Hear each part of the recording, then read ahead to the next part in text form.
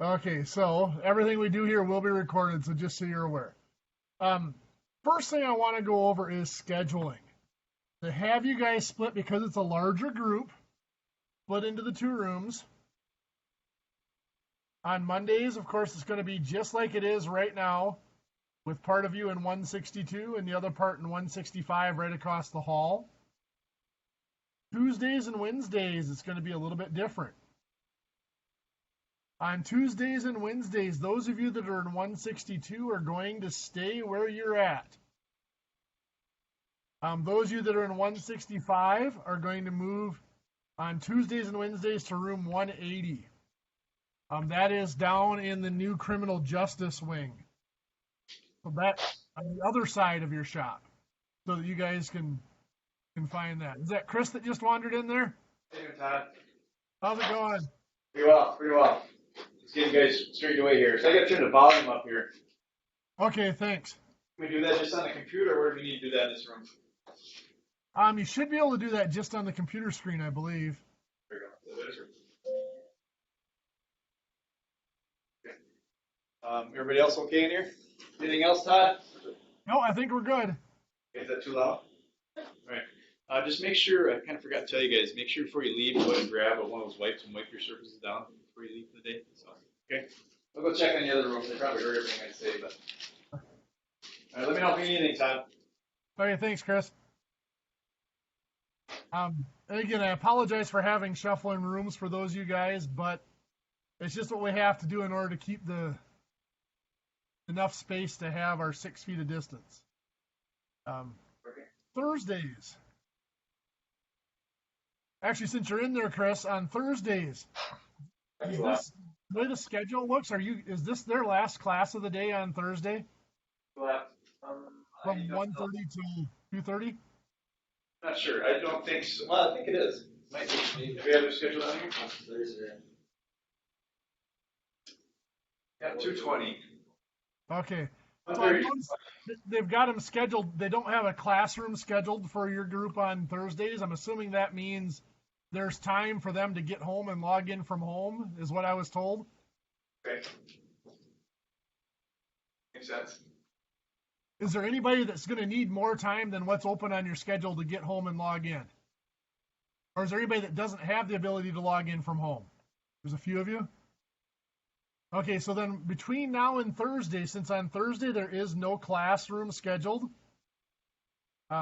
those of you that either don't have enough time to get home and log in or don't have the means to log in from home, you'll need to go down and talk to the people at the library, the Learning Resource Center, and ask them about getting set up with a study room and a place to log into class from there so that you can stay on location and do it.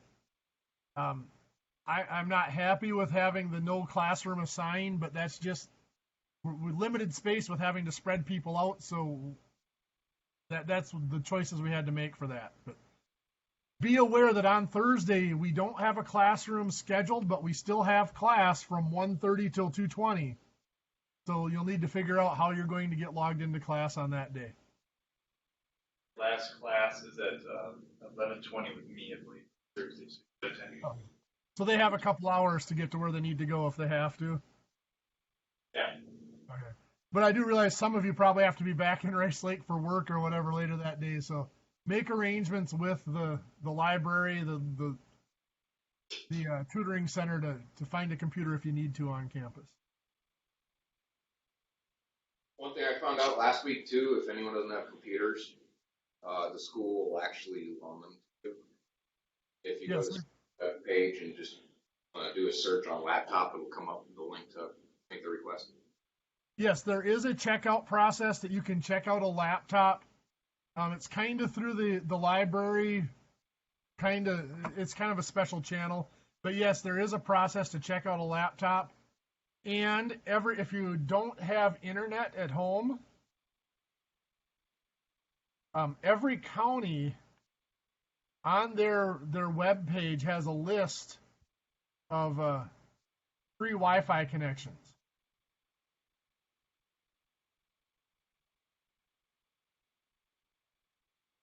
You know, things like I know most of the telecoms like Mosaic and Charter have offered, if you're sitting in their parking lot, they've turned up their Wi-Fi so you can sit in their parking lot and access their internet for free. McDonald's does the same thing, and WITC is doing the same thing. They've turned up their Wi-Fi, our Wi-Fi, so that you can sit at the edge of the parking lot. Generally, it's the edge closest to the building. Access the internet through your laptop if you need to for some of those things. You guys wait when you leave, when the service off the tables. Okay. Thanks, Todd. Great, thank you, Chris. Okay, well, with that out of the way, then let's go ahead and get started with our administrative junk that we have to do here today. So, just a show of hands, how many of you have logged into Blackboard so far? That makes this way easier since all of you have. I can just log right in here quick. I'm actually going to go through My Campus. That's got all the logins for your email and all of that stuff for you.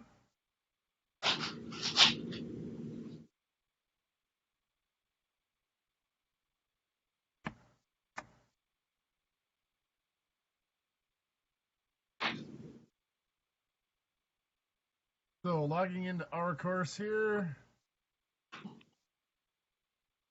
Pretty sure it's this one. Here. 19, that's the one. Okay, so when you log into Blackboard, first of all, there is nothing on Blackboard that is technically required for you this semester, but it's going to make life way easier for you. It's going to be the easiest way, if possible, if you guys all have access to it, it'll be the easiest way for me to get quizzes and tests to you, just because I'm not there. Normally, I'd just have them printed off and I'd walk around the room and hand them to you. Not going to be possible for right now.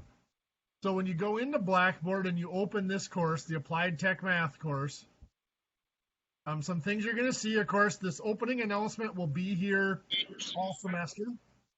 And that'll have the link to log into the course through BlueJeans.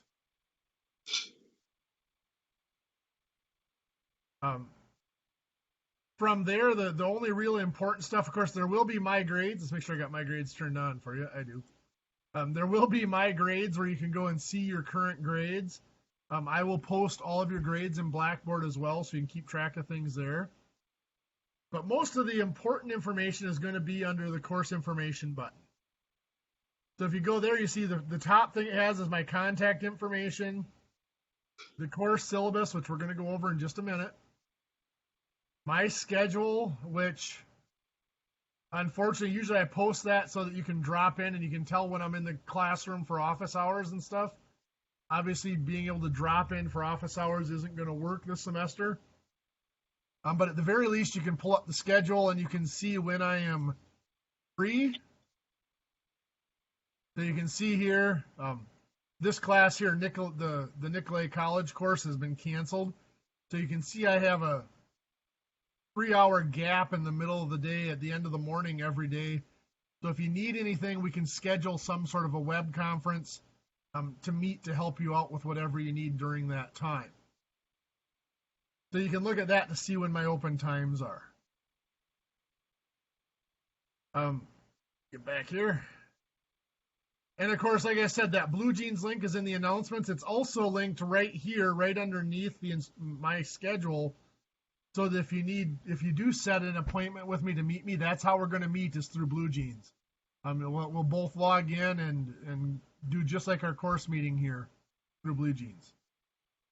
And then at the bottom of the page, it says Unit 1 here. I'm actually going to end up changing that to Week 1.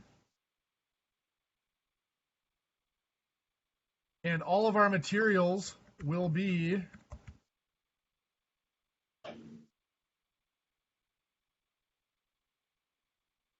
for this week are going to end up being posted in there. Once this class is over, one thing that will be posted in that folder, obviously there's nothing in there right now,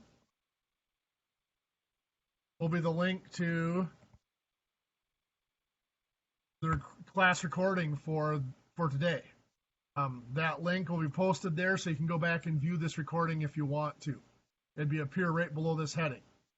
If there was a quiz for the day, I would post that in there, and then I will also at the end of class or after class, I'll put another item up there showing any homework that you would need to do for the day. Now, here's a question. Is there anybody, again, show of hands, anybody in the room that does not have access to a printer and scanner, but they can print off a quiz, complete it, and scan it back in? There's a couple of you. For those of you that don't have that access, are you able to print? Is there anybody that doesn't have the ability to at least print? Okay, a couple of you. Are you comfortable working on a computer screen if you download the quiz? Are you comfortable working on it and just typing in your answers and then sending that saved quiz back to me? Is there anybody that's not sure they can do that? Okay, so we should be able to get set. So I will have, like I said, your quizzes will be put in a link here during each week and what day it's expected. I will be lenient.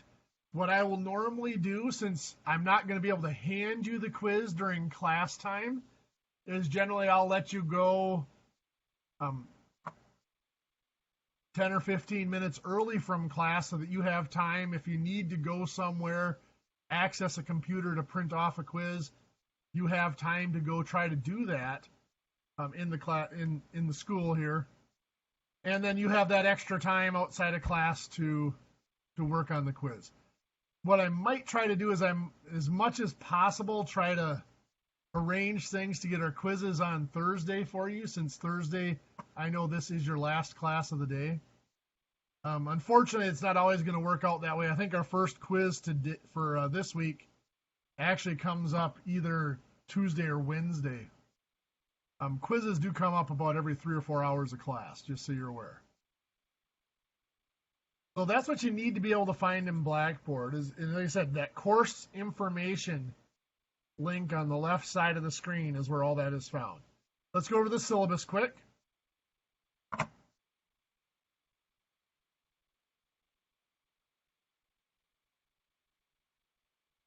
Okay, so this is math for the wood construction students. There's a couple other programs that take it, but we try to separate you out for this course.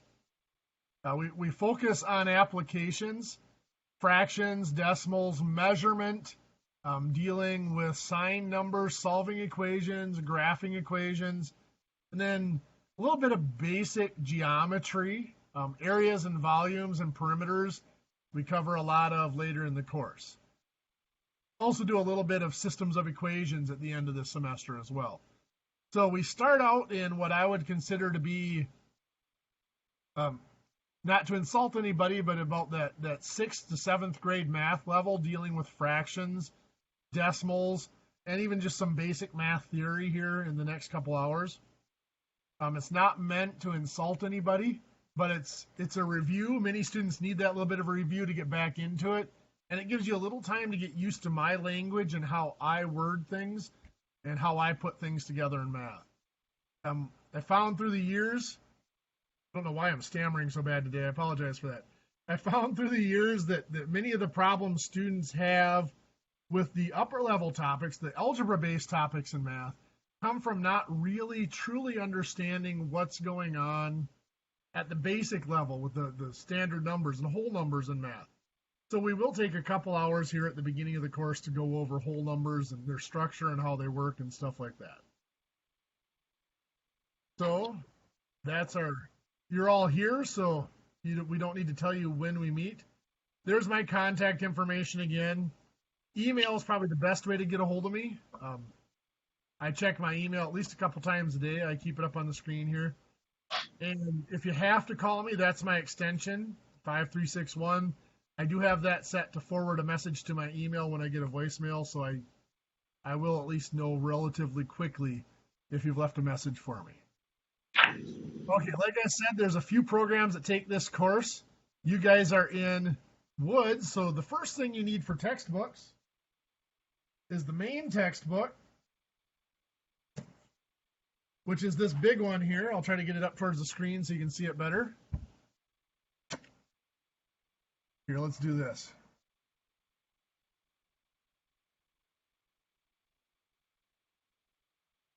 Put me up on the big screen here for a second. So you can see this is the big textbook, Introductory Technical Mathematics, published by Cengage. And then for the Woods program, you have this Practical Problems in Mathematics for Carpenters. The reason we have this textbook is that puts a lot of homework in terms of carpentry, woodworking. So it's vocabulary you're using in the shop, it's activities you're using in the shop, so it'll fit in with what you're doing. So that is actually this third one down here. So the other ones you don't need to worry about. Those are for different programs that also take this course. Is there anybody that does not have their textbooks yet? Perfect. This is the first class we've had that's had all their textbooks, so we're good to go there. Other supplies. A scientific calculator is highly recommended. I get asked every semester, can we use our cell phone? Sure, you can use your cell phone, but there are a lot of things that the cell phone does not do well. Cell phone does not do fractions well, for one. So there's a lot of calculators that they're very useful. If you don't have a calculator and you're looking to buy one, the one that I usually recommend is the Texas Instruments TI-30. Usually it's the TI-30 denoted 2 like that. It's the 2-line display. It has the fractions and everything else under it. It's about $10 to $12, and it does more things than we could ever want it to for this course. The biggest thing is it does fractions. There's Casios and Sharps out there that do the same things. They're actually a couple dollars cheaper. If you have one of those, that's fine. Chances are it'll do everything we need it to. I recommend the Texas Instrument just because it's a little bit easier to use. A few less strokes to make things work on it. And as we go through each topic, we're going to go over the topic, how to do it by hand first, and then we will go back for the most part, and for many of them, I'll show you how to use the calculator to use them. The calculator that I use on screen here is a graphing calculator. You do not need, if you have one, you're welcome to use it. You definitely do not need a graphing calculator. In fact, the graphing calculator does not do fractions well at all. So there's some things that this calculator doesn't do that your TI-30 or whatever scientific calculator you have will do better. I just use this one because I teach other courses that require the graphing calculator, and that's the emulator I have on my computer desktop. If you have a calculator and you're not sure if it'll work, let me know, and I'd be happy to take a look and see if it'll do everything we need it to. Course competency. So these are the main topics that are covered in this course this semester. You can see fractions, decimals, conversions, measurement, percents, ratios, basic algebra, and using formulas. Again, we use formulas as far as areas, volumes, perimeters, and stuff like that. If you're looking at these topics and you're thinking, I know all that, I've had this before, I'm going to be bored out of my mind in this class, there is a test out process. Now, I will warn you, the pass rate on the test out process is only about 30%. The main reason for that is a lot of students look at this list and they say, I've had those topics, so they go take the test and they don't prepare for it. You may have had all these topics, but it might have been a couple of years. So if you're thinking about doing the test out, let me know, and I'll go over with you, some example problems, so you at least have some sort of an idea what to prepare for and if you're ready for the test, if it's something that you're capable of. I believe it's a flat $50 charge for the test out now to attempt it. You have to have 80% or better, and if you pass it, you get your money back for the course and you get credit for the course. If you don't pass it, you lose your $50 and you're stuck back here with me. One thing to be careful of is, since this is a 3-credit course, you got to be careful with financial aid to make sure you don't fall below any limits for financial aid. So make sure you're aware of that possibility as well. But if it's something you're considering, let me know, and I'd be happy to go through with you and help you decide if you really are prepared to try to take that. Okay, grading. We have to do things a little bit differently this semester. Normally, I do not take attendance, but unfortunately, with the virus protocols, we have to. We have to know who is in the classroom so that if somebody does get sick, the county health department knows who was with them that day. So we will be taking attendance. You're not graded on attendance, but you are graded on class participation. So being in class, I totally understand it's really awkward to participate in class over the network. I totally get that. I know you feel like the camera's on you. We're all friends here. I'm not near as scary as the title of math teacher makes me sound. I promise. I understand the struggles you guys are going to go through trying to participate. So just be in class and do your best. I'll be pretty lenient on that, but you do have to be here. If you're in class and not causing problems, I'll be pretty generous with the participation points this semester. So that's 20% of your grade is homework and class participation. Now, homework is not collected in here. I have about 120 students this semester, especially with being over the network like this. There's just no way I could collect homework and grade it from all of you this semester. I'm sure you guys don't want to have to go try to scan your homework in and email it to me every day anyway. That would be a real pain. So the way the homework grade is going to get done this year is going to be tied in with the participation grade. This class is designed to give you a little bit of work time at the end of class. So in a typical 50-minute class period, it's designed to be about 35 to 40 minutes of lecture and class activity and 10 to 15 minutes of work time. Sometimes a little bit more work time than that if it's a more difficult topic that I think you really need to work on yourself to learn. So as long as you are using that work time, you'll get your homework points. The other 80% is based on unit tests and your unannounced quizzes. Your unit tests will always be given at least a day's warning that they're coming up. Your first unit test in here actually comes up somewhere around week 3, so it comes up pretty quickly. We get through the basics pretty fast. The quizzes could be announced. Sometimes they're not. Like I said, they come up every 3 or 4 hours of class. Your first quiz in here, depending on how today goes, will be either tomorrow or Wednesday. And again, that will be posted up on Blackboard. Just going to be on the honor system that you are going to go in there, complete the quiz, and send it back to me through email. And I will go over, actually, let's do it right now. Emailing quizzes and tests to me.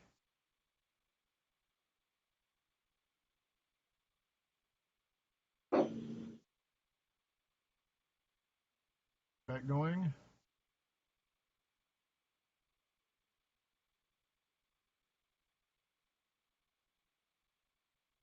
So for quizzes and tests,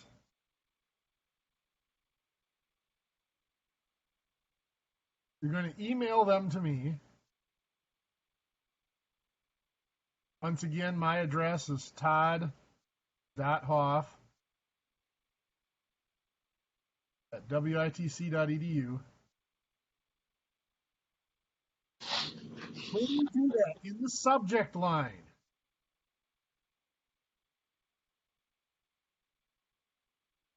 I want your program.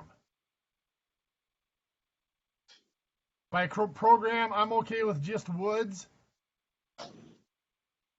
That's fine by me. And then what you've sent me, just quiz. If there's a number at the top and you include the number, I'd appreciate it. But if you just label Woods quiz or Woods test, that way I know it's a quiz or a test. I know it's something that has to be graded and returned to you, and I'll get that done and returned. If it's a question, you're sending me a question on an assignment, do the same thing in that subject line. Again, tell me your program. Just, again, woods is fine, or if you want to do construction, I'm okay with that. Both those in woods. And just tell me that you have a question.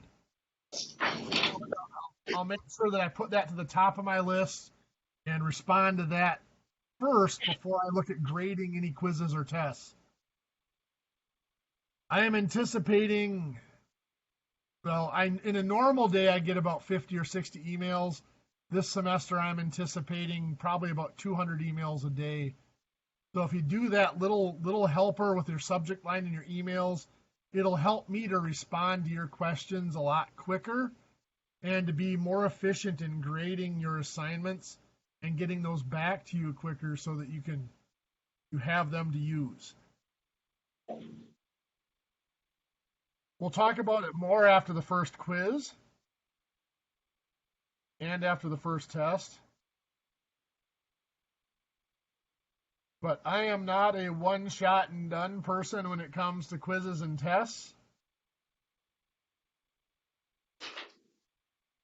When you do a test or a quiz, after I grade it, you are allowed to do corrections. I'll explain that more, like I said, after the first quiz. But what it is you can redo the problems you got wrong. You have to show your work. And I'll give you back, if you can do them correctly, you get back half of your points. So that turns a 60% into an 80% really quickly, or an 80% into a 90%. Even if you have a 9 out of 10 on a quiz, it still helps do those corrections, get that half a point back. We have somewhere around 19 or 20 quizzes for the semester in here. So that half a point every quiz even could add up to a lot of points before we're done. So most of the people, I'll put it this way. I'll put it very bluntly for you guys.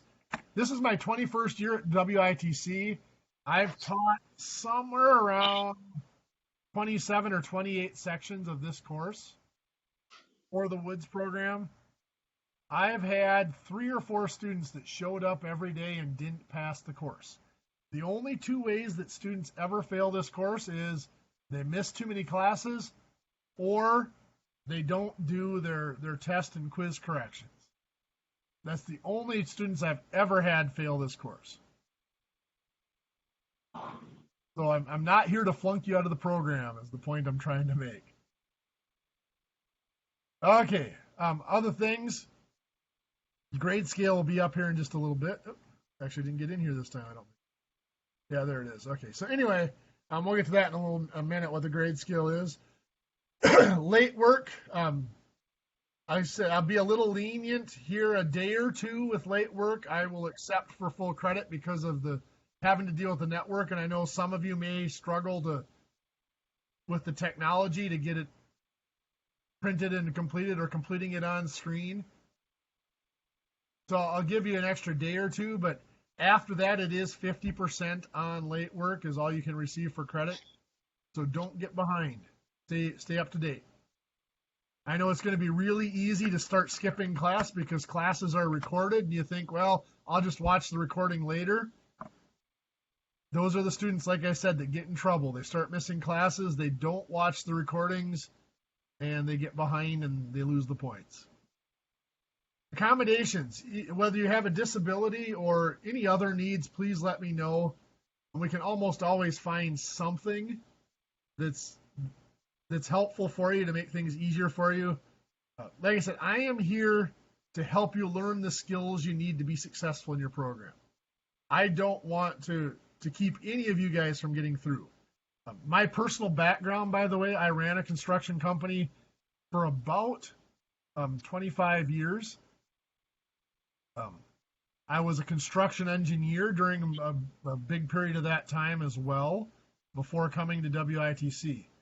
In fact, my last construction project was about 2 years ago. The only reason I've shut it down was because, to be honest, I'm getting too old to sit behind a desk for 9 months out of the year and then go do real work for 3 months of the year. The body just doesn't take it anymore. But my background is in construction in a lot of different areas of the construction, in the design and engineering side of it and in the actual job site management. So I can do a lot of things and try to apply it directly to your program as much as we can. And there's a lot of other things we'll try to do to help make sure you get through the course. Just talk to me is all I ask. Resources for you. Rice Lake, we've got Heidi Diesterhaft and Rachel Berg. If you think you have any needs beyond what I'm able to do, you can contact them and they can see if we can set up further resources for you. We have the tutoring center library that will help you out as well. Grading scale. Standard WITC grading scale. I'm not going to talk through it, but you can look at it whenever you want to. Big number for this class is right here. Because you guys have a second class to take in the spring, you have to have a C or better in this class. This is a prereq, so it means if you don't have a C or better, you cannot move on to the next course in the sequence. That means you have to have a 79.5% average in the course. Now, like I said, you can redo quizzes and tests to get half your points back.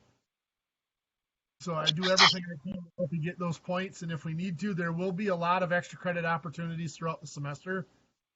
Just be aware of your grades as we go through. If you need to drop for any reasons, please talk to me. There's a lot of things we can do. I know a lot of students think they're doing really poorly and they want to drop. Sometimes we look at the grade book and it's a matter of one or two things that are missing or not having corrections completed, and we can go back and work on those for you and get those done. So most of the time there's something we can do to save your grade if that's what you're worried about. And like I said, there's other considerations like financial aid and stuff like that we have to be aware of. The rest of this is all administrative stuff that you can read through. Inclement weather, you guys are an afternoon class, so if your morning classes are canceled due to weather, this class will be as well. But we have the ability, because we're remote, to log in, so it would have to be pretty bad. It'd have to be bad enough to shut down internet for us in order for us not to have class this semester. Code of conduct, I'm not going to go into it too much. Don't cheat. That's pretty common sense there. Like I said, if you need anything, let me know. We'll figure out something for you. If you have had other college level courses, whether at WITC, another technical college, or at a college level math courses, let me know. As long as it was 3 credits, and if it covers all the topics we do in here, we might be able to get you credit for this course so that you don't have to take it. So make sure if you have any other questions on those, talk to me. Podcasts and videos, again, classes are recorded. Those recordings are posted publicly. They are actually publicly searchable. So it's not like they're protected by a password or anything like that. So be aware. Anything you say in class could be out there for everybody to view. So if there's something you need to say, if you have a need and you feel it might be a little personal or you don't want it recorded, let me know. I can stop the recording and we can talk outside of the recordings as well if you need to. And those are 3 units for the semester. Our real numbers, our measurements and volumes, and then variables, systems of equations. And then at the end of the semester, we usually have a couple of weeks of complex systems of equations that I do outside of that 3rd unit just because I don't want to put it on a major test for you. Okay, I've been rambling on. Anybody have any questions on procedures or policies for the course? Just one. Since this is my only, this will be my last class of the day. Yep. Go ahead. When I make it home, all I have to do is just go on to Blue Gene to connect to the course. Exactly, yes. You've got that link in Blackboard. I can go back to it here. There we go. It's in the course information. It's also in the announcements in Blackboard. You can click on that link. I would recommend that you try it and make sure sometimes you'll have to download some software on your computer to make it work. Mm-hmm. I found it definitely works better if you download the Blue Gene app on your computer, the program on your computer. I'm trying to do it online. It just doesn't work real well. The meeting ID, if you're going to do it online, that's the meeting ID down here for you. Actually, that's the meeting ID you'll need for any time you log in. But this link should take you directly to the course. Okay. And the biggest thing I ask is if you're at home, be aware of your background noise. I had a student this summer who had crying kids in the next room, and I couldn't get them to mute their microphone. They didn't hear me when I told them to mute their microphone, so I ended up having to mute the microphone for them. The problem with that is then they can't unmute it. I can't hear them for the rest of the class. So if you do need to log in, you're more than welcome to log in from home. If that's something you're going to do on a regular basis, let me know. Because if we get the group down to a small enough size, we can maybe move you all into one classroom and not have you split like this anymore. Like I said, just be aware of background noise. I said, I'll tell you, if we can hear you too bad over the network, I'll tell you, but it's something to be aware. The other thing is at home, a lot of times your microphones are down lower. Shuffling papers and stuff can be very loud as well on your home mic. And I should have mentioned that here. My setup here is kind of new. I've adjusted so I can have multiple screens. If I get a lot of background noise, don't be afraid to tell me. Or if I'm too quiet, let me know and I can adjust. I can plug in a different microphone or whatever so you guys can hear me better. I know I've got neighbors that are mechanics that make a lot of noise, and I'm on a fire route here. So if I get too loud, if my background noise gets too loud, let me know and we'll see what we can do about it. Okay, let me get rid of this. I mentioned that we're covering a lot of pretty basic topics at the beginning of this course. So I want to address that to start off the lecture here. Like I said, I'm not going through these basics topics to insult your intelligence. I know that all of you have seen this before, but maybe not in the same way that I'm going to present it, and maybe not all the connections that I'm going to try to show in the number theory behind what's going on. The biggest thing I'm worried about, I'm not worried about showing you how to do the math. I'm worried about you knowing why it's done that way. Because when you go to solve problems, knowing why it's done that way helps you figure out what has to be done in that problem. If I just teach you how to do something, you know how to do that exact type of problem. But if there's something slightly different, you have no idea how to adjust it. So that's my goal in here, is to work on that problem solving and why things are done the way they are so that you can figure that out. And to do that, I go back to some very basics. Cut off a little more of my head, make a little more room on my desk here. As an example, I'm going to start out with probably the most basic concept in math, but also the most misunderstood concept in math. And that is the idea of what is a number. If I put a 4 up here, a show of hands, how many of you would tell me that that's a number? Some of you keep your hands down because you know there's something coming, right? And most people would. Most people would say that's a number. Well, actually, that is just a numeral. In other words, it's an amount. It tells us how much of something we have. But it's not really a number unless it tells us what it is we have 4 of. So we might have 4 cows. Now that's a number because it tells us how much, the 4, I'm going to refer to that as the count, and what it is we have 4 of. The cows, in this case, I'm going to refer to as the name. Now, some of you might be thinking, oh boy, here's another one of those math teachers. It's going to make us label everything. That's not my purpose here. Now, it is important, to label things, whether it's inches or feet. Makes a big difference in your industry. But I'm not here to be strict about your labeling and all that. But I'm bringing up the count and the name because it's very important to know both parts of the number to see how they interact in our basic operations. So let's talk about our most basic math operations and see how the count and the name interact in those. Let's talk about addition and multiplication. First of all, you might be wondering, well, where did subtraction and division go? Well, subtraction is really part of addition.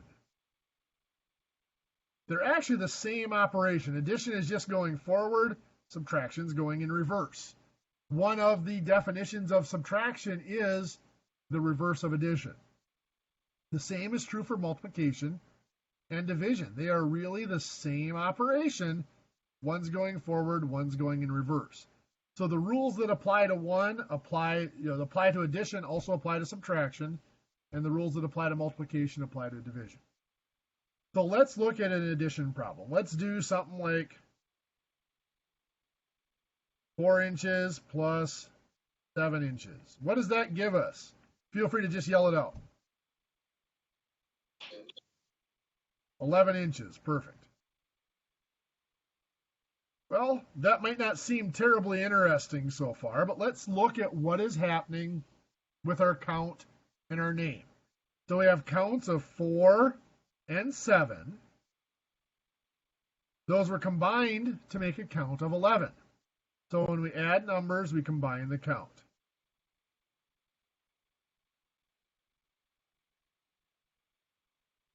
Well, let's look at the names. We had inches, and we ended up with inches. When we add or subtract numbers, we keep the same name. Now, again, you might be thinking that's not groundbreaking news, but when we look at multiplication, things actually work a little bit differently.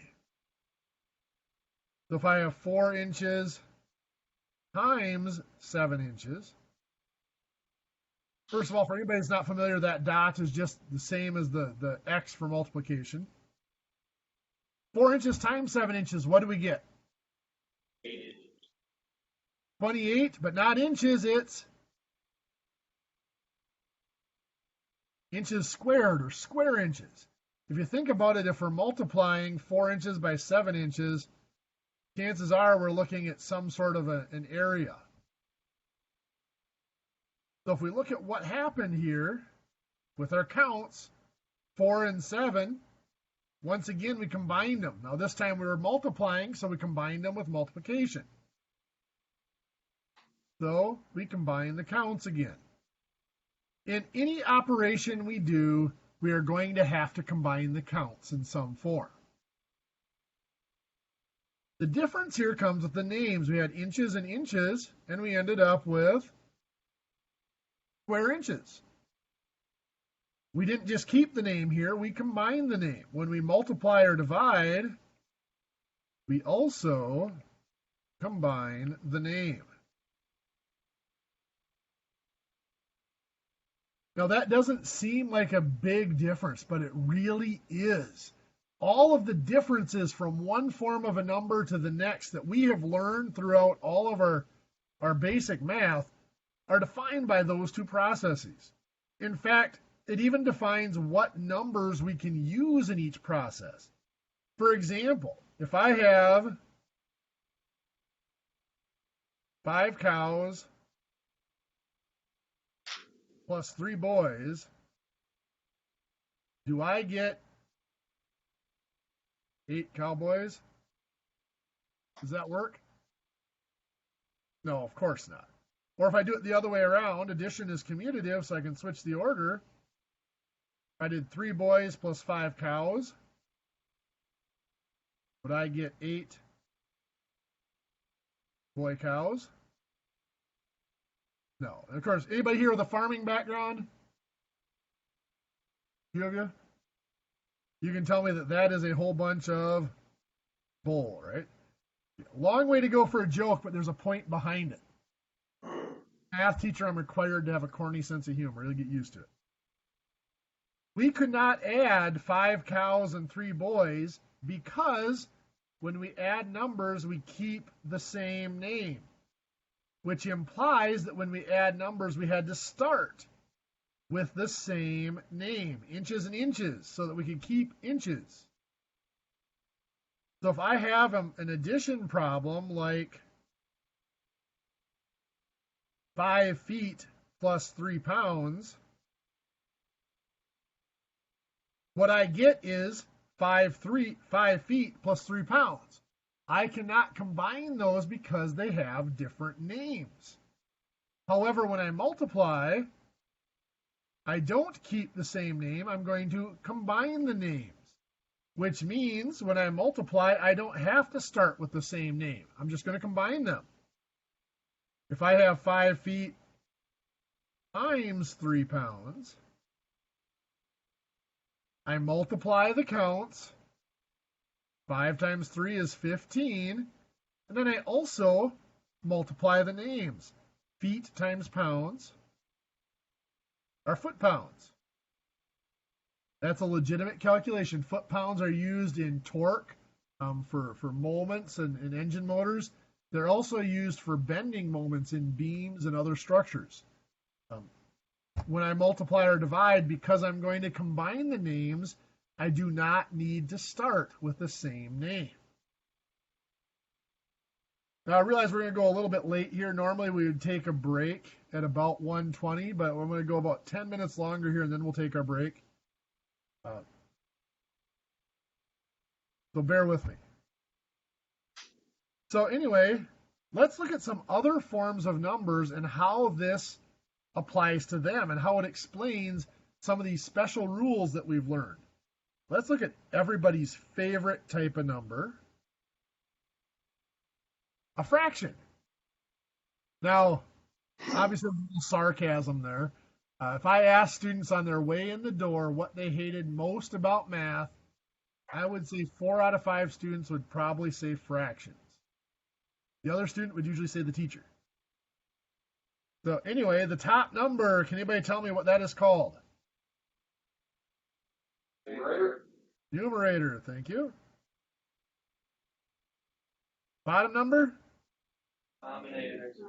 Denominator, good.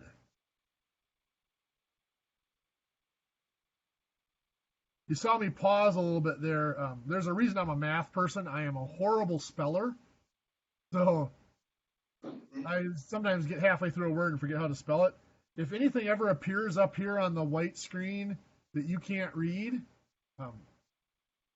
I promise you it was intended to be in English, but either I butchered the spelling or my handwriting got sloppy. Please don't ever be afraid to ask me what something says. I realize that I sometimes get to be hard to read. So a numerator, let's talk about what these parts of a fraction mean, numerator and denominator. In fact, this year, 2020, the government is doing the census. They're attempting to numerate the population. They are trying to count the population. A denominator. We have different denominations of organizations, different denominations of money. To denominate means to classify or to give a name. So when we look at a fraction, numerator and denominator, those are just a count and a name, which means fractions act just like any of our other numbers. We look at a fraction, we see 2 numbers. It's really just like any other number, one number with 2 parts. The 7th is just like inches or cows or feet or whatever. So if I have 3/7 plus 2/7. If you go back to about 3rd or 4th grade, when you first started working with fractions, that 1st grade teacher told you that to add, or it's not 1st grade, that 3rd grade teacher told you that before you could add fractions, you had to have what? Common denominator. Common denominator, good. That is not a special rule for fractions. Anytime we add numbers, because we're going to keep the same name, we need the same name. The common denominator is just having the same name. Then that same teacher told us that you are going to combine the numerators, add the numerators. 3 plus 2 is 5. And then what do you do with the denominator? Yep, keep the common denominator, keep the 7.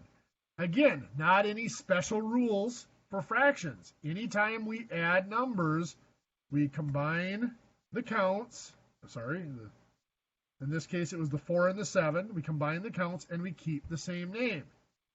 It just looks different with fractions because they're set up a little different than other numbers, but we're still combining the counts. 3 plus 2 is 5, and keeping that same name. Now, if I had 3/5 plus 1/4, I can't add those the way they're written because they have different names. Fortunately, in many of our forms of numbers, we can change the name, and that's one of the things we'll look at here in a couple of days when we go through fractions in more detail. When we multiply, back to our third grade teacher, well, how did they tell us to multiply fractions?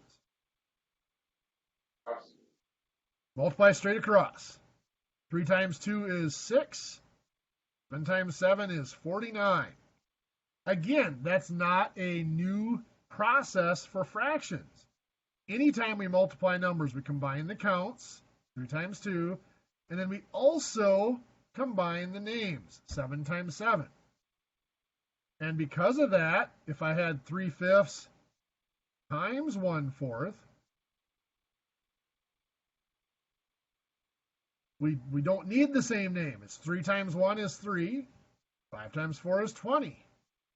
We don't need a common denominator when we multiply or divide fractions. Again, that's not a special rule for fractions. Anytime we multiply or divide numbers, we do not need the same name. Let's look at decimals.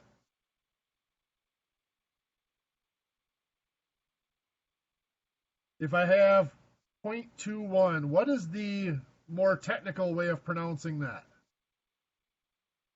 21, what? Hundredths, good. And when we write it out that way, it's a lot easier to see that we have a count and a name. So if I were trying to add 0.21 plus 0.3, is this going to work? What did I do wrong? Add a 0 at the end. Okay, yeah, I didn't line up the decimal points. We got to add a 0 at the end of that 30. Why? Well, because this is 21 hundredths, as we said. Right now, this is 3/10. So by adding a 0 there, that becomes 30 hundredths. And so they have the same name. If I add that 0, then the decimal points automatically line up. We've always been taught when you add or subtract decimals, you have to make sure you line up those decimal points. Well, all that's doing is making sure we have the same name. So then we go ahead and add or subtract. 21 plus 30 is 51. We bring the decimal straight down. When we add or subtract, we were always taught the decimal goes straight down. Again, that's not a special rule for decimals. That's just keeping the same name. 21 hundredths plus 30 hundredths better be 51 hundredths. When we multiply, 0.21 times 0.3, do I need to line up the decimal points? No, we don't. Because when we multiply, we do not need the same name. Well, 21 times 3 is 63. Where does my decimal point go? The 6. Add 0, then put it. We actually have to have a 0 in front of the 6, then the decimal point. Why? Well, we were taught that you have to count 1, 2, 3 decimal places in the problem. You have to go down to your answer and do 1, 2, 3 decimal places in the answer, right? Well, again, the question, well, why do we have to do that? Well, because this is 21 hundredths. This is 3/10. When we multiply, we combine the counts. 21 times 3 is 63, but we also combine the names. Hundredths times tenths is thousandths.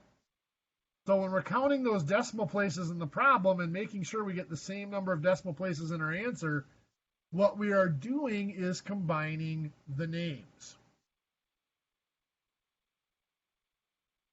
Most of what we have been taught in math comes from what we just saw here. They just came up with shortcuts to try to make it easier for you. Rather than combining hundredths and tenths to make thousandths, they came up with that shortcut. Just count the decimal places and put that many decimal places in the answer. Which is great, except you have thousands of these shortcuts in math, and you memorize, even if you could memorize all of them, well, trying to remember when to use which one is very difficult to do. So like I said, we're going to focus on what's going on behind the scenes in this course, and then use that to build problem-solving skills so that you can look at a situation and figure out what to do. Okay, it is 1:29 right now. Let's take a 10-minute break. We'll be back at 1:39. I will start lecturing again.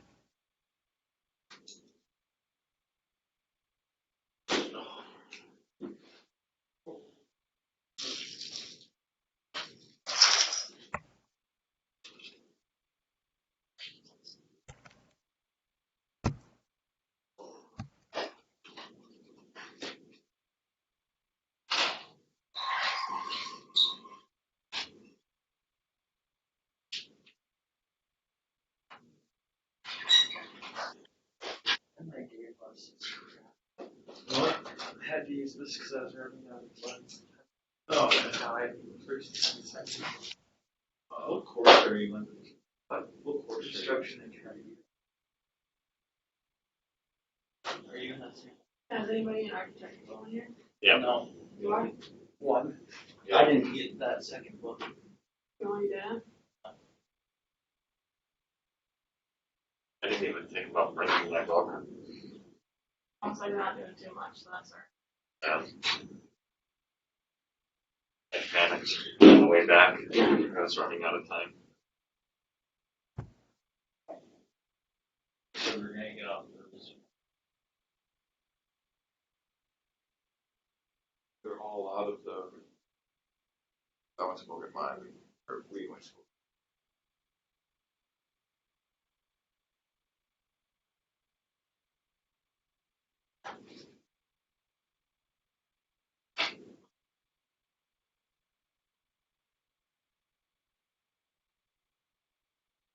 Acer. Okay. Probably a little more false necessary, but whatever. So it's this, like, Just money. this thing is meant for like, whatnot, so I can add whatever right on here. Yeah, so I figured if I get out of here, because I want to cat, can I could run cat on this? I What's originally, yours? What? What's yours? the P, Purpose Book 3.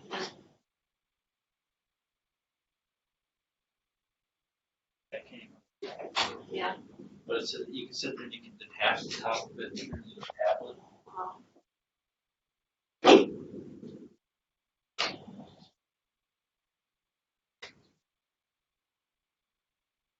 Just money. Yeah. Best Buy had a deal for students. Well, that's good.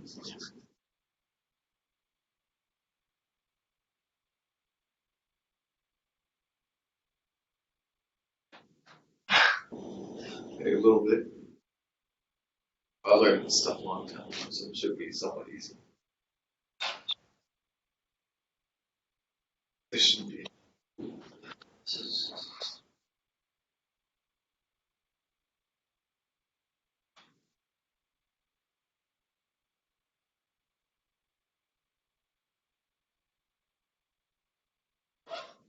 I think that's 100, but it might be 1,000. No.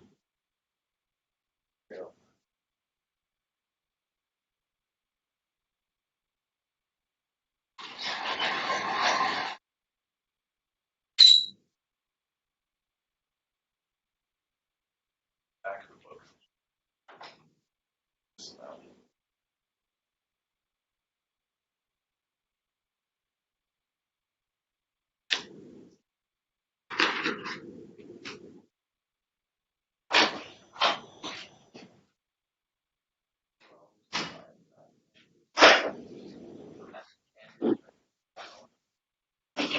our last class, we have one more after this. Yeah, we have one.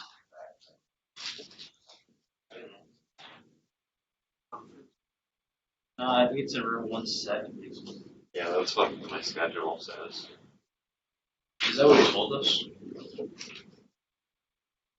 Because Chris is our teacher. Yeah. So, yeah, room's 170.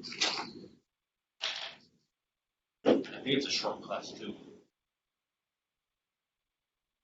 3:30 to 4:20. Oh, never mind. Didn't you say that the room changed or whatever they put? Oh yeah, it's 170.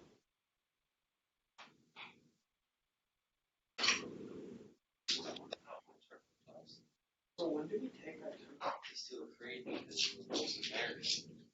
I When think, we wake up or like? yeah, I don't know. I think every morning, and then we report it to the app that they're releasing. Is that you?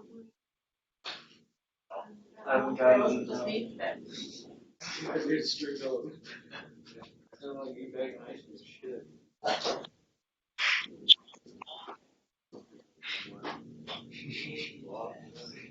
I clicked on my name. Tell me about it. I got emails like yesterday. I was like, what the heck? I didn't know I had an email until I called in about financial aid. Yeah, exactly. All Like, your stuff's in your email. I'm like, you I have an know? email? Yeah, exactly. The taxes have been lined up going to the city. I'm like, Yeah. okay.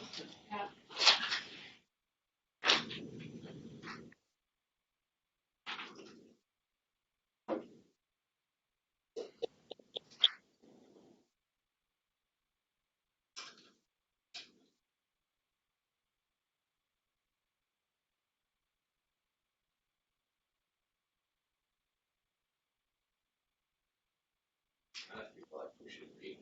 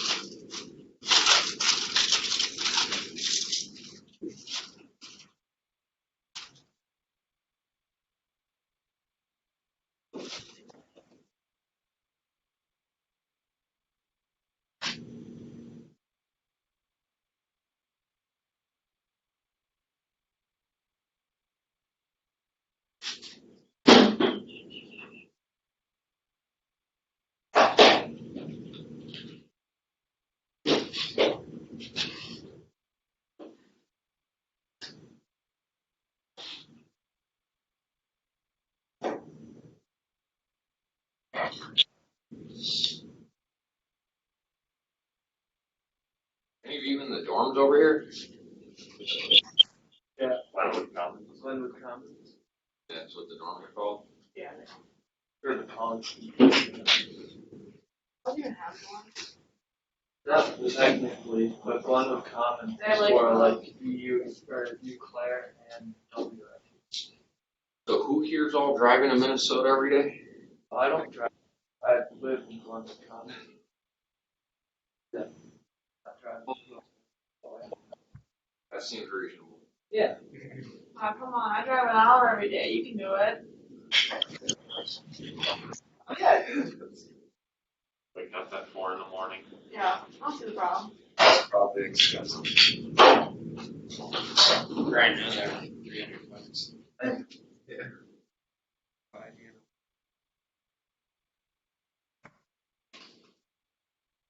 Do you live in the dorms or you? Oh, I was just asking, I live in Swinter. Oh, not bad. Driven past them dorms every time I come to this building, and I'm So cute. like, vocational schools, since when do they give them? They've only had the dorms there for about 5 or 6 years, but it's been a big help. Otherwise, students from out of the area had to find their own apartments around town, and it was really a hassle for them. Like those silly ones that are over in Minnesota? Yeah, exactly. We've had a lot of students drive from the other side into Richmond or Minnesota, Grantsburg, which, a little bit over an hour drive isn't terrible right now, but come December, January, when it's snowy, that gets to be a really nasty drive. Is this Rice Lake the only one that has this particular set of programs?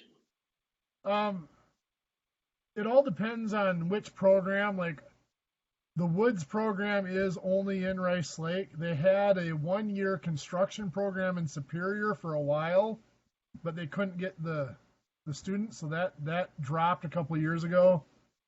The machine tool program is different at each campus. We have a 1-year CNC.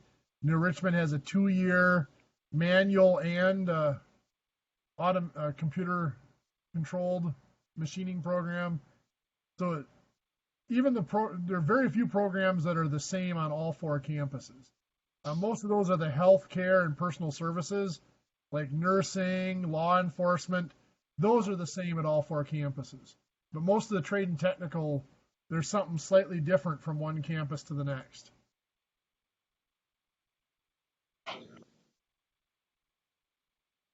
Okay, well, it is that time, so let's go ahead and get rolling again here. So we looked at that, the count and the name and how it interacts with our different types of numbers. And as we go through the semester, we will look at other types of numbers and bring them into that fold of the rules for addition and subtraction with the count and the name. For right now, though, some of you might be thinking, well, okay, that stuff's kind of interesting, but how does it really apply to what the numbers we use every day? It really doesn't look like that when we do it all the time. Well, there's another one of those very simple concepts that's also often misunderstood or at least underappreciated, called place value.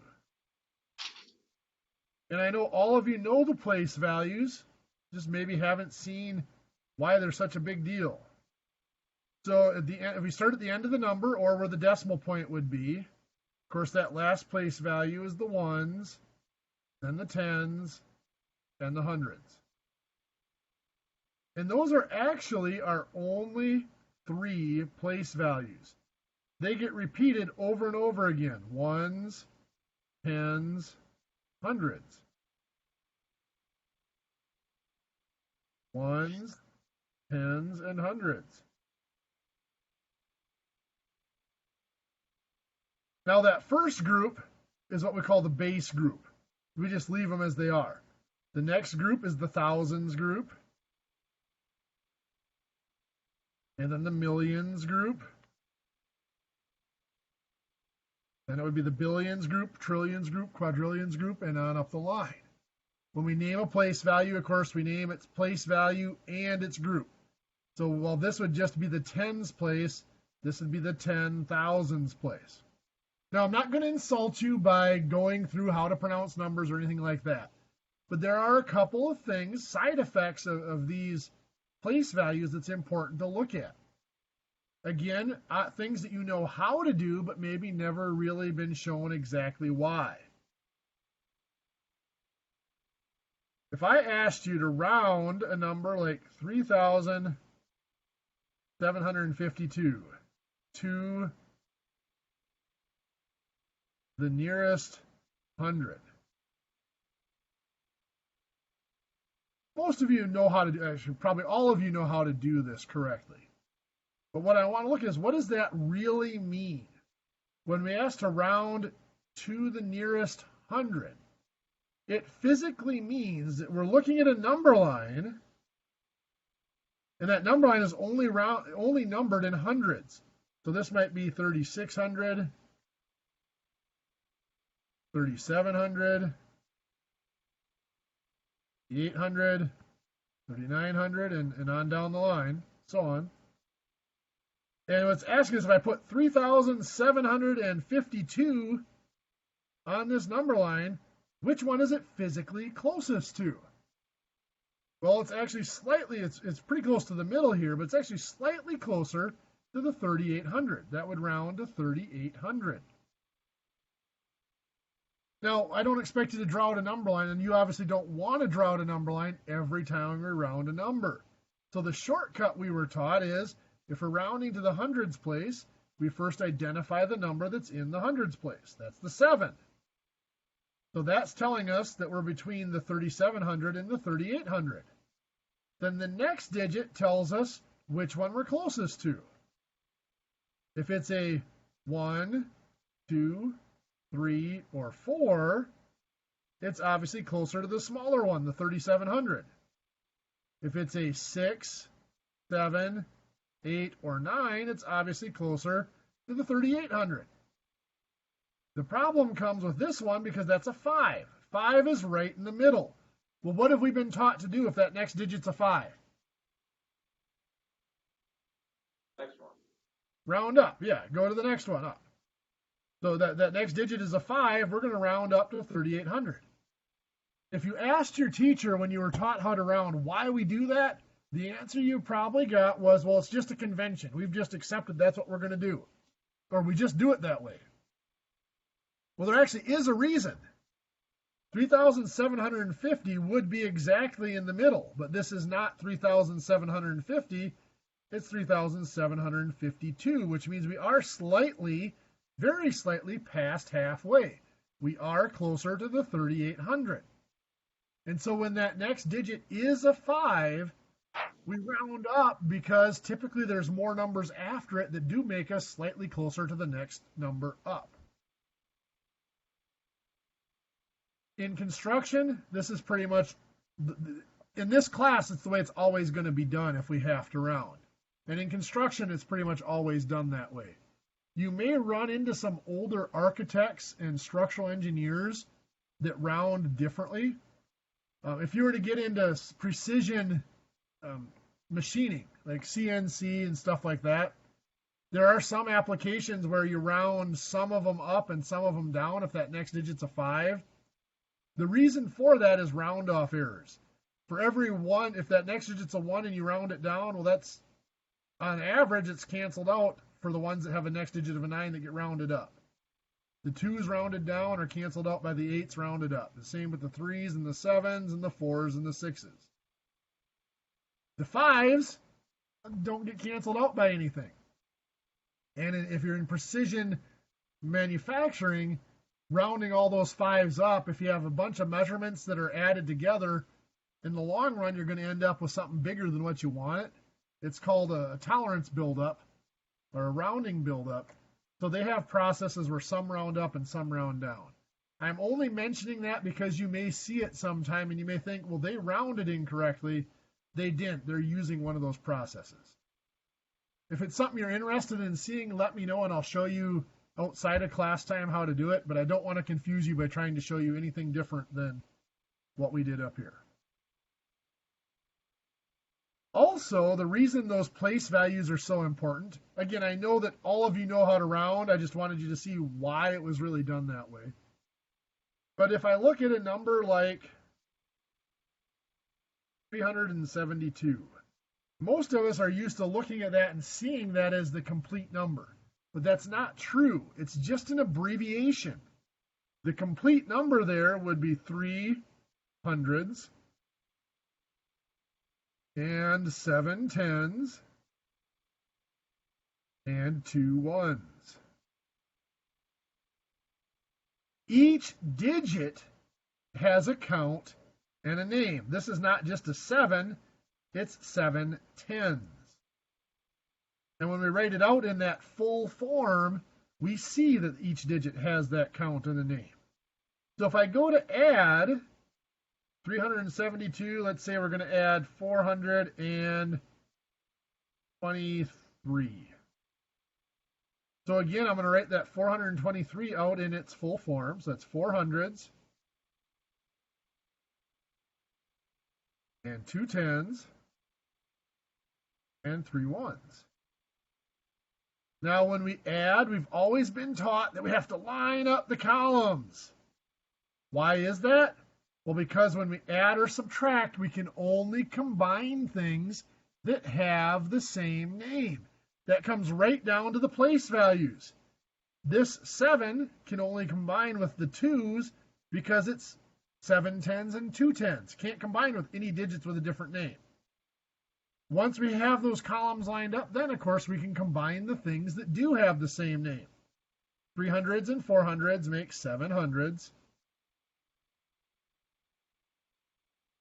7 tens and 2 tens make 9 tens.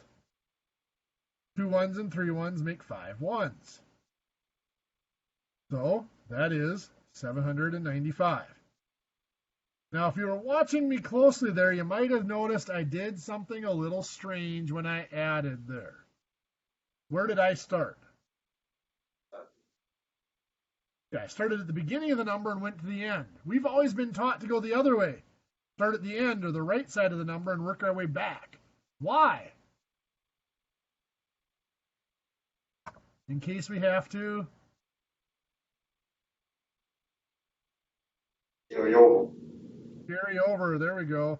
If I have something like 438 plus 287.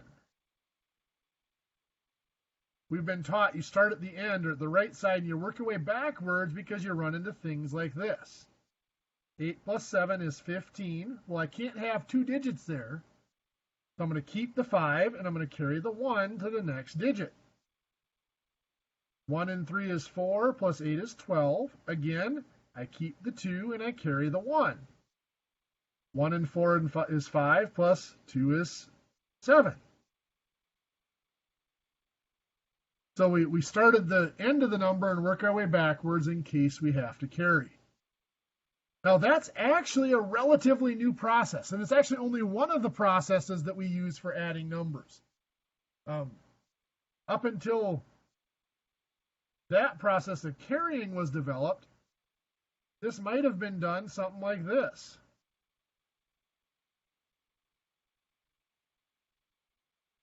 Four plus 2 is 6. 3 plus 8 is 11, so 1, and we drop the 1. 8 plus 7 is 15, so 5, drop the 1. 6 and 1 is 7. 1 and 1 is 2, and 5. Notice we get the same answer. Now, it took a little more space and maybe a touch more time, but we get the same result. Now, I'm not trying to change the way you add numbers, by no means. But the reason I show you this is because we've always been taught that in math, there's only one right way to do things. That's not really true. There's only one right answer, but there's a number of different ways that you can get from the information you start with to that correct answer. I could show you 3 or 4 more ways of adding numbers that will always give us the correct answer, but have a different process. So I bring that up just to point out, if you have a different way of doing things from what I do, that doesn't mean it's wrong. Feel free to show me and we can look at it and make sure it's something that's going to work every time. Now, on the realistic side of things, I realize the calculators exist, and when you get to 3-digit numbers, many of us are going to put it in the calculator. If you're going to do that, I ask that at the very least you do this. 438, well, that's about 400. 287, well, that's about 300. So our estimate, 400s and 300s, is 700s. I'm expecting an answer close to 700. Why do I do that? Well, I want to estimate my answer before I punch it in the calculator because a lot of weird things can happen when we start with the calculator. One of them might look like this. 438 plus 287. I get 465. What went wrong there?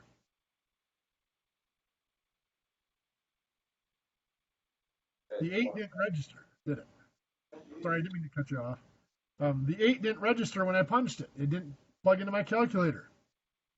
If I'm not paying attention, I write down 465 and I go on and I use that number for my next calculation, and everything I do from there on out is wrong. So having that idea in your head helps you catch that mistake. Another one might look like this. 438 plus 287. We get 4,655. What went wrong there? I had an extra key. You hit that 6, didn't I? I've got fat fingers. Happens to me all the time on my calculator. Think I pressed one button, but I hit 2 of them at once, and the extra key registers.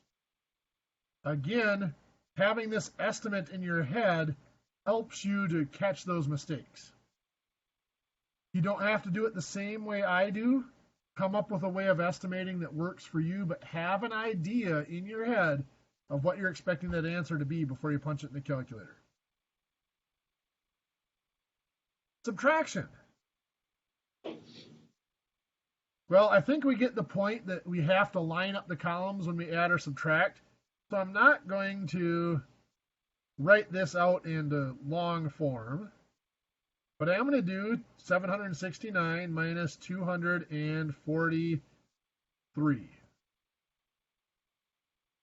I think you get the point that we have to have the hundreds lined up with the hundreds, tens with the tens, ones with the ones. Because when we add or subtract, we can only combine things that have the same name. Once again, once they're lined up, we can subtract. 7 hundreds minus 2 hundreds is 5 hundreds.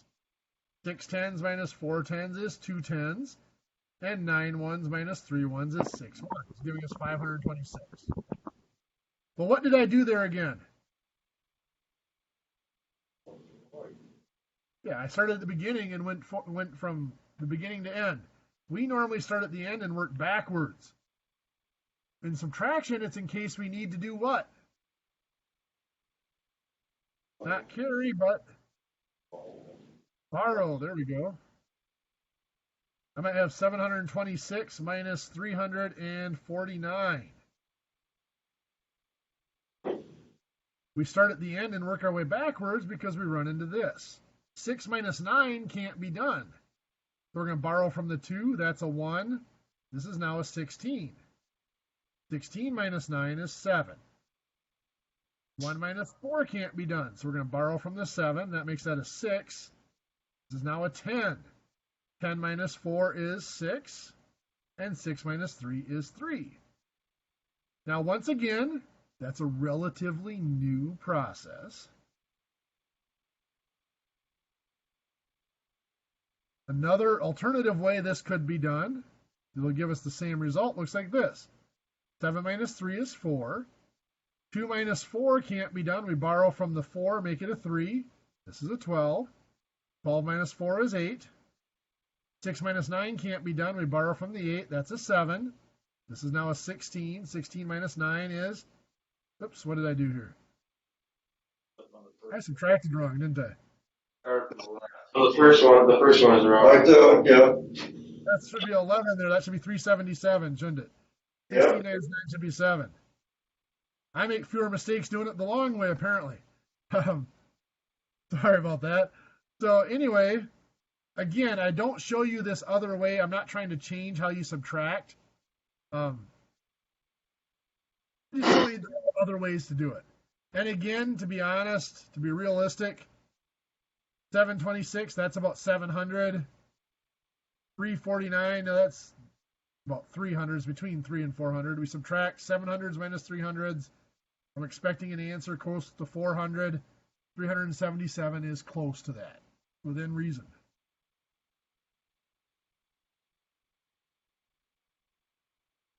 Multiplication and division. Now remember, when we multiply and divide, we don't need the same name, but we're going to combine names. So if I have something like 32 times 23, keep it simple here. I am going to write this out in long form. This is 3 tens and 2 ones. And this is 2 tens and 3 ones. Now, because when I multiply, I do not need the same name, this 3 tens not only can be combined with the 2 tens, it can also be combined with the 3 ones. In fact, every digit in one number can be combined with every digit in the other number. And that's all that long multiplication is an organized way of making sure that every digit in the top number gets combined with every digit in the bottom number. The differences in the process really are where we start with it. We usually start on the bottom number and the last digit. So we combine that last digit of the bottom number with the last digit of the top number. 3 times 2 is 6. But we also combine the names. 1s times 1s is 1s. Now we move over to the next digit in the top number, which is the 3 tens. So again, 3 times 3 is 9, combining the counts. 1s times 10s is 10s. Now that we have combined every digit in the top number with that last digit in the bottom number, we move over to the next digit of the bottom number. We've been taught that when we do that, we have to put in a 0 or leave a blank down here. The reason for that's going to be apparent right now. We've got 2 10s times 2 1s. Combine the count. 2 times 2 is 4, but 10s times 1s is 10s. We had to put that 0 in there to make sure our place values stayed lined up. And then 2 10s times 3 10s. Well, 2 times 3 is 6. 10s times 10s is hundreds. And now we combine the things that can be combined. 6 1s and 0 1s is just 6 1s. 9 and 4 is 13 10s, so 3 carry the 1. 700. So 736 is our result. So that long multiplication is nothing more than an organized way of making sure we combine all the digits in the top number with every digit in the bottom number. Again, you have calculators, you're going to use them, but I would expect your estimate to be, that's about 30 times about 20. Now when we multiply, we combine names. So 3 10s times 2 10s is 6 hundreds. I'm expecting an answer around 600. 736 is close to 600. It's a little high, but we can see that that's in the right ballpark. Division. Division is the one operation. It's the most difficult operation there is to do by hand. And because of that, it's the one operation that we have found the most shortcuts to. So we have stripped it down, shortcutted it, mutilated it to the point where it's really not recognizable anymore when we go to do it. So before I talk about division, let's look at the heart of multiplication, at combining counts. Back in about first or second grade when you started to multiply, when you first did 5 times 3, before you memorized that was 15, what you did was this. 5 plus 5 plus 5. 3 5s added together makes 15. You did repeated addition. Well, we said multiplication and division follow the same rules. So if multiplication is repeated addition, can division be thought of as repeated subtraction? 24 divided by 6. Can I do 24 minus 6 is 18? That's once. 18 minus 6 is 12. That's twice. 12 minus 6 is 6. That's 3 times.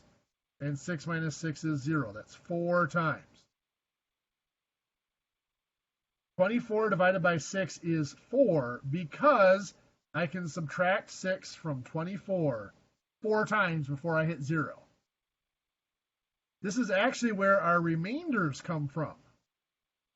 If I have something like, let's do 23 divided by 7. I'll start with 23. I subtract 7, I got 16. That's once. I've subtracted it once. Subtract 7 again, I've got 9. That's twice. Subtract 7 again, I have 2. That's 3 times.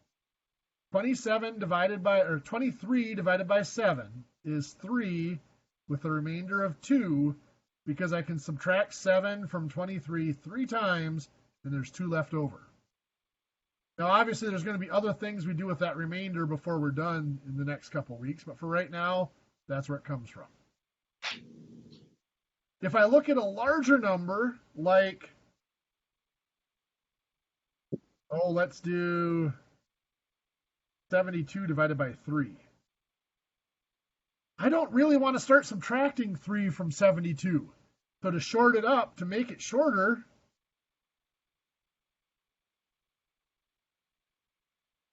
I'm going to subtract a bundle or a group of 3s. How do I subtract a group of 3s? Well, I use my place values. The number I'm dividing here has a tens digit, so I'm going to use that tens digit. 3 times 10 is 30. Can I subtract 30 from 72? Well, sure, I can subtract it once, leaves me with 42. I can subtract it again, leaves me with 12. So I have subtracted right now the 3 10 times, and then another 10 times for 20 total times. Now what's left is too small. I can't subtract 30 from that, so I go back to subtracting just 3. And I'm not going to repeat it here, but I can subtract 3 4 more times. 1, 2, 3, 4 times to get to 0. So 72 divided by 3 is 24, because I can subtract 3 24 times from 72. This process here of subtracting a bundle or a group of that item is where our long division comes from.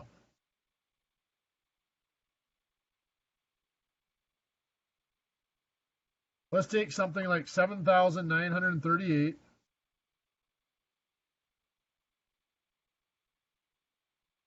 divided by 21. Now, obviously, I don't want to start subtracting 21 from 7,000.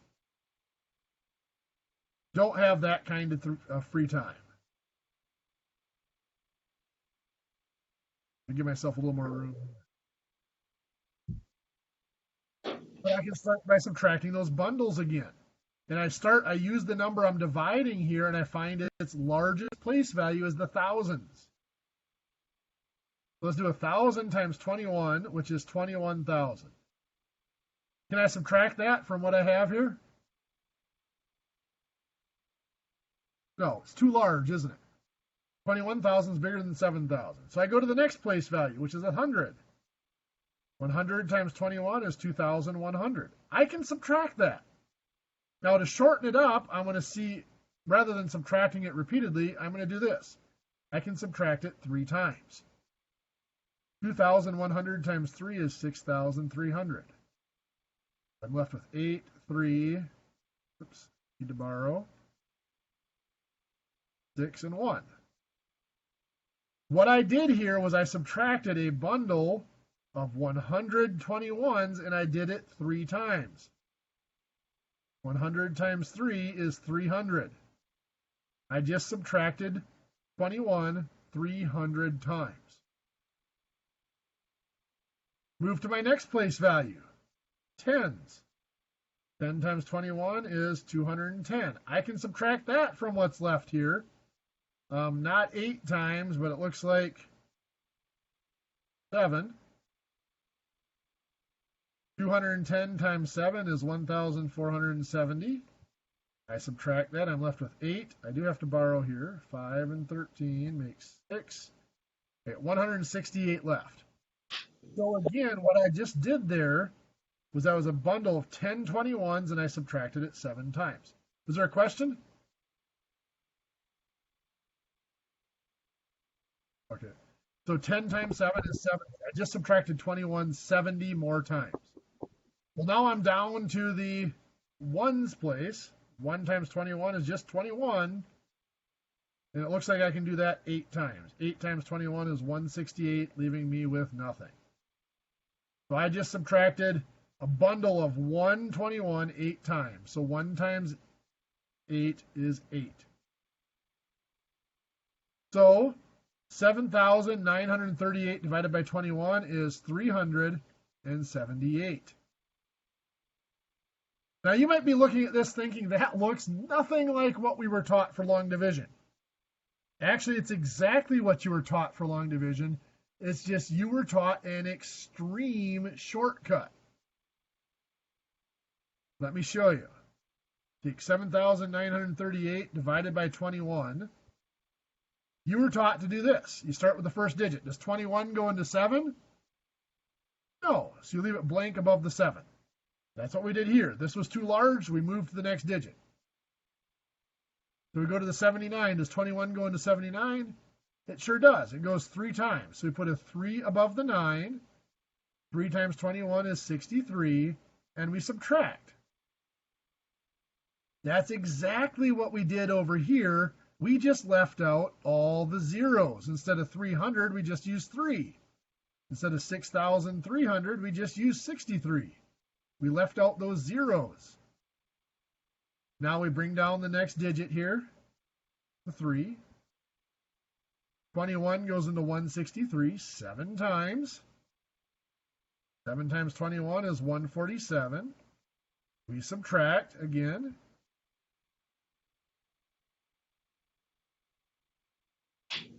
We get 16. Again, it's the exact same thing as we did over here. We just left out the zeros. Bring down that last digit, the 8. 21 goes into 168 8 times. So that long division process that we were taught is just a severe abbreviation of this full long division process. I still use this at times. I get caught, it's been a couple of years since I did any engineering work, but I would get caught on job sites. My calculator would get thrown in the windshield of the truck and it would get melted or whatever. So I'd get there and try to calculate something and my calculator doesn't work. The invention of the cell phones helped with that because I always had my cell phone at least. But things would happen and you'd get caught without a calculator and you have to do a quick calculation. By just subtracting the number over and add zeros to it and subtract it, you can get a rough approximation of what the division would come out to be. And you can go from there. Again, I'm not trying to change the way you divide. Long division is the one operation I try not to do by hand. I use the calculator for it whenever I have the opportunity. But again, I'm hoping you look at this and say, hey, that's about 8,000. This is about 20. 8 divided by 2 is 4, combining the counts. Thousands divided by tens is hundreds. I'm expecting an answer close to 400. So some sort of an estimate before you punch it in the calculator. Okay, so the way this course is typically structured, like I said, is that 35 minutes to maybe 40 minutes of lecture, 10 to 20 minutes of work time. So we have 8 minutes left for work time today. You don't have to stick around and work in class if you don't want to. I'm more than willing to let you. I realize sitting here over the network is kind of monotonous on the first day. Normally, I will, though, expect you to sit around and work during our work time, mainly because they don't want you wandering around the building right now. They want to control where everybody is moving, at least. But our homework here, I'm just going to refer to them as the big book and the little book. The big book is that main text, and the little book is the little one. The colorful one. Our homework for today is out of the little book. It's units 1, 2, 3, and 4. That is adding, subtracting, multiplying, and dividing with whole numbers. Now, I only have you do the odd numbered problems, the odds. The main reason I have you do the odds is if you look in the back of the book, the answers are in the back for the odd numbered questions. So I want you to check your answers so that you know as you are doing these that you're doing them correctly. One of the last things I want you to do is to do a bunch of problems and then realize you did them wrong. So now you've got to go back and break yourself of the bad habit or whatever you were doing incorrect, and then go back and figure out how to do them correctly. So check them as you go. I'm not going to collect them, so I want you to at least be able to check to make sure you did them correctly. Also, since I'm not collecting homework, The first few problems in each of these sections is going to seem very easy. Do the first couple. If they seem real easy, feel free to skip ahead to some of the more difficult ones. Make sure you're doing at least a handful of the word problems so that you're used to picking out that information. I'm not here to make you do a bunch of busy work on stuff you already know. If you know how to do it and you're doing fine on the quizzes, I'm not going to bust your back about doing every question in the homework. That's not my point. I give you these questions because if you need the extra practice, there is enough there, starting with easy, working up to more difficult, that you can get that extra practice. But if you don't need the extra practice, skip up to the more difficult ones towards the end of the section. And like I said, do at least 4 or 5 of the difficult word problems, and then move on to the next section. I'm not going to force you to do the real easy stuff that you already know. Does anybody have any questions? Okay, like I said, normally I would make you stay here for the last few minutes and work on homework, but since I've only given you about 4 minutes to work, I won't make you get your books and stuff out for that. Tomorrow, remember, those of you that are in, make sure I got my rooms correct here, those of you that are in room 165, tomorrow you will be in room 180. Please remember to wipe down your table area before you leave the room today. I will try to remember to give you a few minutes at the end of every class to do that. They ask, I'm silly saying this, but they ask that you only take one wipe and wipe your area down with one wipe so that we don't run out before the end of the day. All this BS is behind us and we're back in the classroom together and not messing around with this soon. But for now, that's what we have to do. So again, please clean up and we'll see you all tomorrow. Anyone else have a plan, Regine? Yep. Yeah.